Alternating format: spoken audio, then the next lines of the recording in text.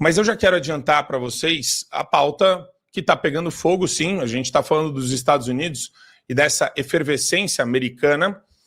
Vocês viram que o Alexandre de Moraes foi processado pela segunda vez. Processado pela segunda vez pelo Rumble e pela Trump Media, entrando com uma nova ação afirmando que as decisões dele ameaçam a liberdade de expressão. Olha só, isso daqui é interessantíssimo, pessoal. No sábado foi ingressada essa nova ação judicial contra o Alexandre de Moraes. Ele havia ordenado o bloqueio da plataforma em território brasileiro, do Rumble, e impôs uma multa diária de R$50 mil, exigindo ainda que a empresa designasse um representante legal no país. As empresas solicitaram a medida cautelar urgente a um tribunal norte-americano com o objetivo de não serem obrigadas a cumprir as determinações de Moraes. A alegação das companhias inclui a previsão de, aspas, danos irreparáveis, caso não haja intervenção imediata por parte do Judiciário dos Estados Unidos. Entre as consequências mencionadas, eles alegam a perda da liberdade prevista na primeira emenda da Constituição norte-americana, a erosão da confiança dos usuários e desafios adicionais nas operações da plataforma. Holiday, isso é hubris do Alexandre de Moraes, Holiday? Ele vai quintuplicar a aposta, como a gente tem falado, inclusive. O que freia Alexandre de Moraes, Holiday? Isso vai frear o Alexandre? Eu duvido muito, né, Marco? O que a gente tem visto aí nos últimos dias é um Moraes meio que tentando dar sinais de que não se importa muito com as consequências internacionais das suas decisões, mesmo que isso gere questões diplomáticas. Óbvio que os defensores dele ficam dizendo, mas aqui o Brasil é soberano, as decisões do país, etc. e tal. Só que as decisões de Alexandre de Moraes, primeiro, têm atingido cidadãos americanos. Este é um primeiro ponto que já foi argumentado lá na primeira ação da empresa de Trump e do Rumble contra ele, e agora a gente tem aí mais uma vez reforçando também algo que já era dito na outra ação. Os canais diplomáticos não são respeitados pelo ministro, com a desculpa de que a empresa tem que ter um representante no Brasil. Ele atropela todos os canais diplomáticos, pune a empresa independentemente de quem ali ele está tentando bloquear. E outra, ele está tentando contra a liberdade de expressão também dos americanos, de um país onde a liberdade de expressão lá sim é realmente sagrada. Só que, de qualquer forma, as consequências para o ministro, do ponto de vista prático, quais seriam? A retirada do visto, ele não poderia ir para os Estados Unidos. Não me parece que isto seja algo que esteja realmente preocupando Alexandre de Moraes ou o esteja de alguma forma contendo, e nem acredito que vá conter. A única maneira de se conter estes arroubos autoritários de Alexandre de Moraes seria com um impeachment. De acordo com o cenário que nós temos hoje no Senado Federal, infelizmente, isso ainda se demonstra muito difícil, apesar das nossas manifestações, apesar das nossas mobilizações. E isso, evidentemente, vai se arrastando até que a gente tenha uma mudança de verdade no Senado. Eu tenho um recado do pessoal da Globo News para o Adrilles Jorge. Vamos colocar aqui. Recadinho quente. Primeiro um bastidor. Eu estava conversando com um integrante do Supremo Tribunal Federal que questionou exatamente o ministro Alexandre de Moraes sobre essa ação dos Estados Unidos. E aí tem uma resposta interessante, porque o ministro Alexandre de Moraes deixou claro, olha, pode entrar com ação, não tenho nenhum dinheiro, nem conta nos Estados Unidos, nem no exterior. Ou seja, do ponto de vista técnico, a preocupação que eu vejo do Supremo Tribunal Federal com essa ação dos Estados Unidos é zero. E por que isso? É importante dizer. Uma coisa é a Constituição dos Estados Unidos, outra coisa é a Constituição brasileira. Uma coisa é a Constituição dos Estados Unidos, outra coisa é a Constituição a brasileira, Adrilles, e parece que ele falou que a preocupação do Alexandre de Moraes, do ponto de vista técnico, é zero. 0,0. Adrilles, 0,0.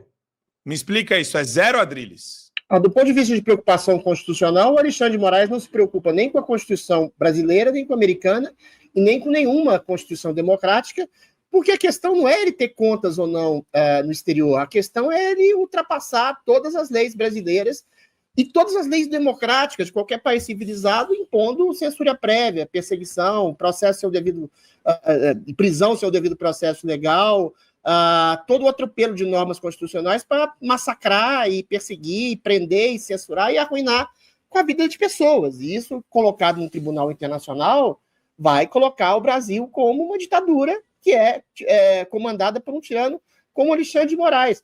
O efeito prático dessa sanção internacional dentro do Brasil, do ponto de vista legal, é realmente nulo. É absolutamente nulo.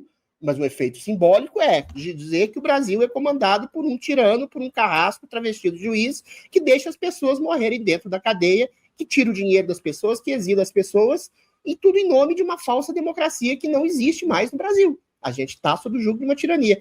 Ô, Marco Antônio, a gente fica falando de anistia, a gente fica falando de impeachment de Lula, nada, absolutamente nada disso vai surtir nenhum efeito. Ontem na Globo colocaram um tanto de diálogos apócrifos, sabe-se lá de quem, com quem, falando de golpe. Ou seja, tudo indica que Bolsonaro será preso, tudo indica que não haverá anistia, o Alcolumbre já se colocou contra, o STF falou que vai anular. O impeachment de Lula, o Alckmin vai ser a referência exatamente para uma perseguição ainda maior, porque a direita liberal, limpinha, responsável, que vai se colocar no poder, aí vão perseguir mais ainda, é um álibi para o STF, para o Alexandre de Moraes, perseguirem mais ainda. Quando a direita abdicou da pauta do impeachment do Alexandre de Moraes, ela já perdeu. Vou ser bastante sincero, bastante concreto aqui. O Alexandre de Moraes hoje começa a ser visto, não só no Brasil, como no mundo inteiro, como um tirano.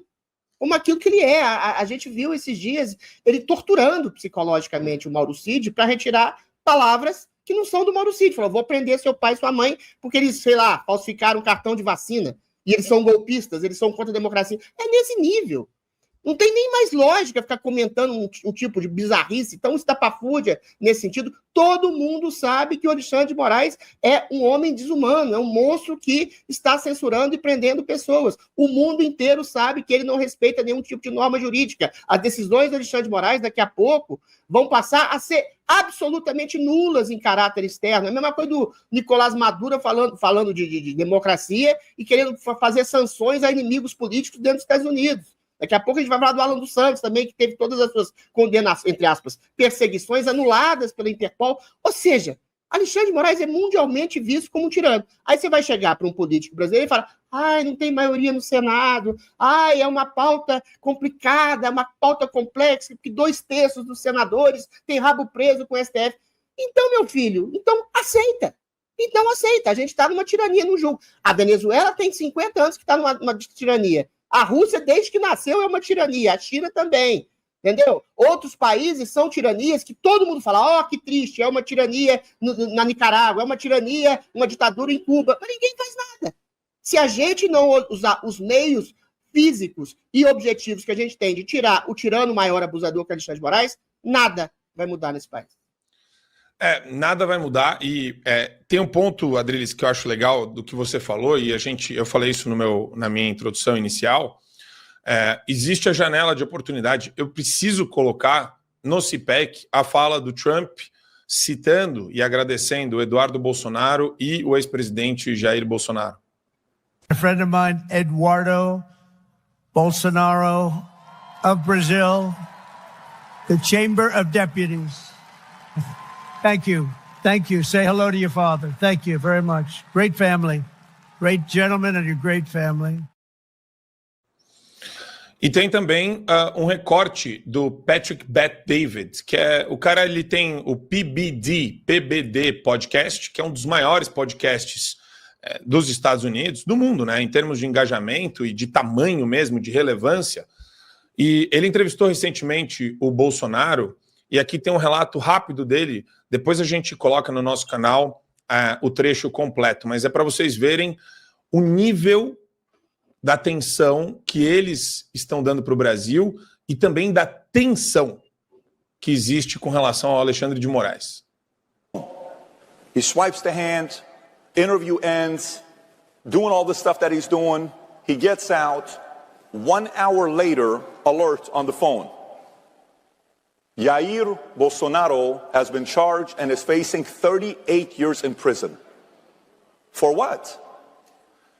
There's a judge there in Brazil. His name is Alexandre de Moraes. Anybody knows who he is? Okay. If there is a picture for someone that looks like a tyrant, it is Alexandre de Moraes. This man is a tyrant at the highest level. Então ele fala, para quem não sabe inglês, que o Alexandre de Moraes é um tirano do último nível, e também ele trata o Eduardo Bolsonaro e o ex-presidente, o Jair Bolsonaro, de uma maneira como nenhum outro, vários outros chefes de Estado não são tratados no discurso do púlpito de um presidente dos Estados Unidos da América. Isso daí tem um peso e é simbólico, Holliday. Como que você enxerga isso? Pois é, eu acho que aí nós entramos num outro campo, né? E que também se soma a essas ações judiciais nos Estados Unidos.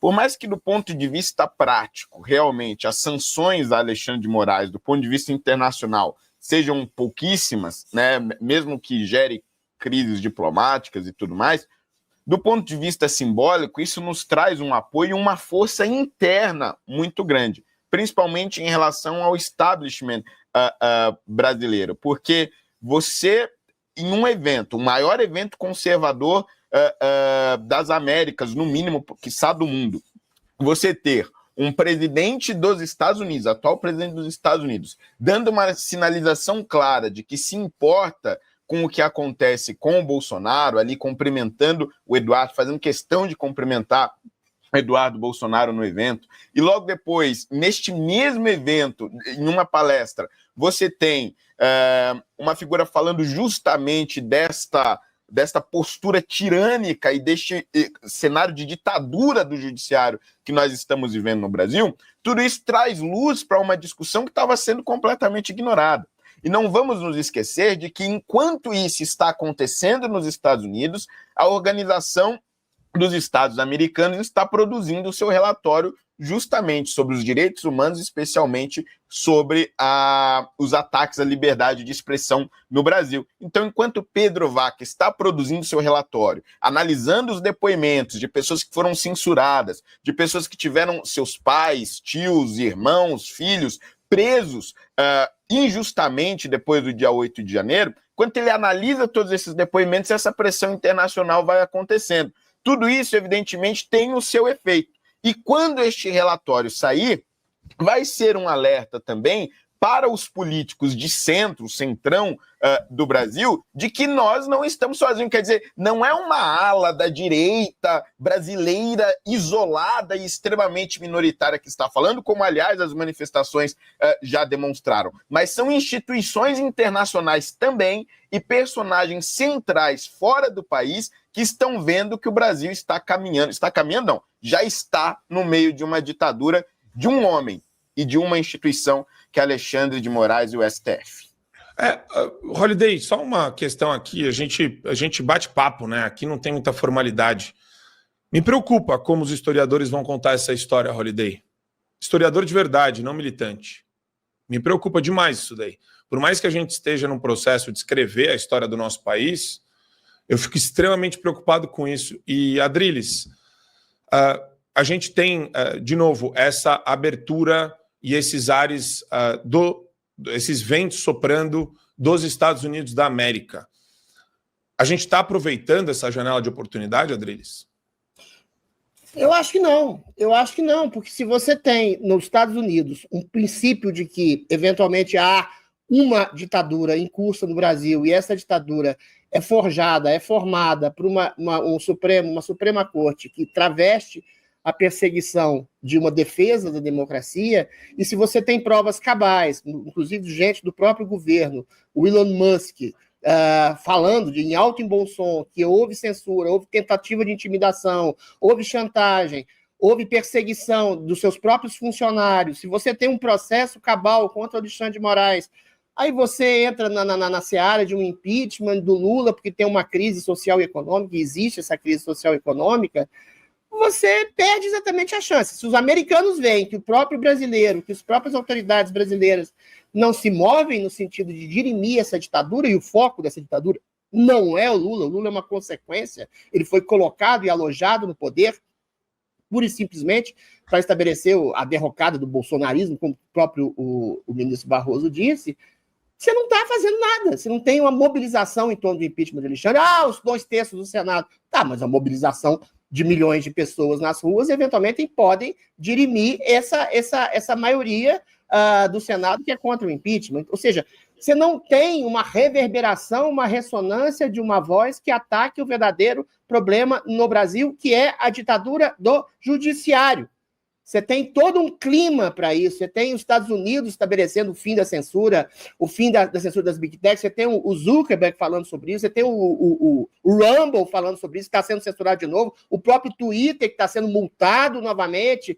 Entendeu? Você tem ventos de liberdade para o mundo inteiro. E aqui a gente preocupa com o impeachment do Lula, que pelo próprio Bolsonaro, pelo próprio Silas Malafaia, que proibiu todas as manifestações em cidades de outros países, falaram que não vão fazer apologia, vão falar sobre anistia, que também, a meu ver, é uma pauta que pode até ter uma consolidação de votos no Congresso, mas não tem no Senado e muito menos no STF, entendeu? Então é um foco errado, eu acho que é uma estratégia errada, perdão pelo meu pessimismo hoje, que não está aproveitando o calor do momento e assim